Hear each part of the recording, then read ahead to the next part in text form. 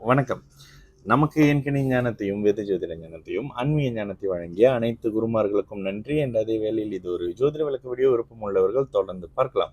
ஒரு கேள்வி நேற்று கேட்டார். என்ன, ஜோதிடத்துல எல்லாம் தெரியும், ஆனா ஏன் அந்த ஹாஸ்பிட்டலுக்கும் சிறைச்சாலைக்கும் டிஃப்ரெண்ட் தெரிய மாட்டேங்குது அப்படின்னு கேட்டிருந்தாங்க. ஓகே, இந்த இடத்துல அவங்களுக்கு சில விஷயம் சொல்லியிருந்தேன். 12ஆம் பாவகம் என்பது உங்களை ஒரு இடத்துல அடைத்து வைக்கப்படுறது. இது உங்களுடைய லக்னத்தின் அடிப்படையில். ஓகேங்களா, லக்னம் மோசமாக கெட்டு போயிருக்கு, அதே நேரத்தில் 12 கெட்டு போயிருக்கு அப்படின்னா ஒரு இடத்துல அடைத்து வைக்கப்பட்டிருக்கீங்க அப்படின்ற மாதிரி வரும். அந்த நேரத்தில் தசாபுத்தி அமைப்புகள் எந்த பாவகத்தோட தொடர்புல இருக்கு? ஓகே, ஒரு ஒரு உதாரணத்துக்கு சொல்லணும் அப்படின்னா, செவ்வாயால 6-8 அமைப்புகள், செவ்வாய் ராகு சம்பந்தப்படக்கூடிய 6-8 அமைப்புகள் அப்படின்னு வரும்பொழுது உங்களுக்கு மருத்துவமனை, ட்ரீட்மெண்ட், இது மாதிரியான விஷயம்.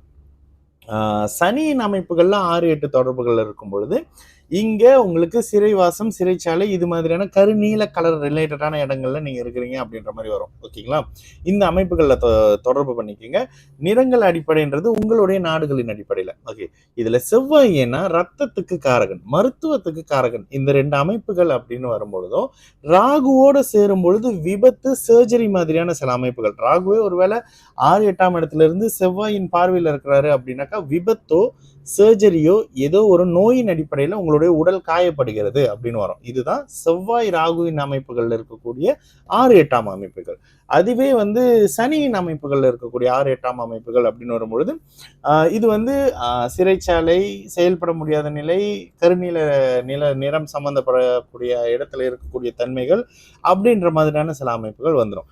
இதுல இன்னும் கொஞ்சம் விதிவிலக்கான சில அமைப்புகள் சனி கால்கள், பாதங்கள் இருக்குல்ல, அதுக்கு காரக பிளானட் அப்படின்றதுனால உங்களை செயல்படவும் முடியாம, நடக்க முடியாம வைக்கிறவரும் சனிதான். ஆனா இதற்கு சனி கெட்டு போயிருக்கணும், லக்னம் கெட்டு போயிருக்கணும், லக்னத்துக்கு 12ஆம் பாவகமும் கெட்டு போயிருக்கணும். ஏன்னா லக்னத்தின் 12ஆம் பாவகம் என்பது உங்களுடைய கால்கள், நீங்க நடக்கக்கூடிய உங்களுடைய எப்படி லக்னம் தலை சொல்றோமோ, லக்னத்துக்கு 12ஆம் பாவகம் உங்களுடைய பாதம். அந்த பாதத்துல ஒரு மாதிரி பாபத்துவ அமைப்புல சனி கெட்டு போய் 12ஆம் இடத்தோட தொடர்பு கொண்டு தசையோ புத்தியோ நடத்துறாரு அப்படின்னா ஏதோ ஒரு அமைப்புகள்ல உங்களுடைய பாதங்களை பாதிக்க வச்சு அதன் மூலியமாக உங்களை செயல்பட விடாம தடுக்கிறாரு அப்படின்ற மாதிரியான விஷயம் வரும். இது நோயின் அடிப்படையிலையும் வரலாம், விபத்தின் அடிப்படையிலையும் வரலாம். ஓகேங்களா, அதே நேரத்தில் செவ்வாய் இப்படி பார்த்தோன்னே பழிச்சுன்னு எங்க ஒரு மாதிரி கன்ஃபியூஸ் ஆகுது. ஒருவேளை அடைத்து வைக்கிறாங்க, சுயமாக செயல்பட முடியாம இருக்கிறாங்க அப்படின்னு வரக்கூடிய இடங்கள்ல சனியால வரும்பொழுது பாதங்கள் அமைப்புகள் இருக்கும், அல்லது கோர்ட்டு கேஸ் மாதிரி. ஓகே, இன்னொன்னு அடிக்கடி சொல்றோம், சனி யாரு? திருட்டு குணம் உள்ளவருங்க, திருட்டு பையன் தானே சனி. அப்ப சனியின் காரக அமைப்புகள்ல நீங்க பாதிக்கப்பட்டிருக்கிறீங்க. செவ்வாய் யாரு? அப்ப செவ்வாய் கோவக்காரர் போய் கொள்ளலாம் பண்ண மாட்டாரா? பண்ணுவார். ஆனா இங்க காயம் அப்படின்னு வரும்பொழுது செவ்வாய் வேற கேட்டகரியா பிரிக்கிறோம். அந்த திருட்டு, ஏமாற்றம், பொய், பித்தலாட்டம் வரும்போது சனியை வேற கேட்டகரியா பிரிக்கிறோம். ஓகேங்களா, இந்த அமைப்புகள்ல நம்ம சுதந்திரமாக செயல்பட முடியாத நிலையில இருக்கக்கூடிய சனி செவ்வாயை பத்தி நம்ம பேசிட்டு இருக்கோம். மருத்துவ ரீதியாக வரும்பொழுது காயம்படுவாரு, அவரே குணமடைவாரு. அந்த மாதிரியான அமைப்புகள்ல 6-8 ராகுவின் தன்மையில வரக்கூடிய செவ்வாய் ஒரு மாதிரியான காயம்படுத்தி அதனை குணப்படுத்துவாரு. சனி விபத்தை ஏற்படுத்துவார். ஆனா கை கால்களை உடைச்சு செயல்பட முடியாம பண்றது, அறவே செயல்பட முடியாம அப்படியே ஒரு வீல் சேர்ல வைக்கக்கூடிய தன்மைகள், இது மாதிரியான அமைப்புகளை சனி செய்வாரு. இது எல்லாம் யாருங்க டிசைட் பண்ணுவா? உங்களுடைய லக்னமும் உங்களுடைய லக்னாதிபதியும் முடிவு பண்ணுவாரு. லக்னம் பொலிவோடு இருக்கு, லக்னாதிபதி பொலிவோடு இருக்காரு, இந்த இடத்துல 6-8ஆம் இடங்களோடு வரக்கூடிய அமைப்புகள் உங்களுக்கு விபத்தை கொடுக்கும், நோயை கொடுக்கும், காலில் பிரச்சனைகளை கொடுக்கும். ஆனா அடுத்து வரக்கூடிய தசாபுத்தி அமைப்பு, லக்னாதிபதியின் தன்மையில வரக்கூடிய தசாபுத்தி அமைப்பு உங்களை திரும்ப ரிகவர் பண்ணிடும். நீங்க திரும்ப இயல்பான எல்லோரும் மாதிரியான வாழக்கூடிய சில அமைப்புகளான வாழ்க்கையை வாழ்வீங்க.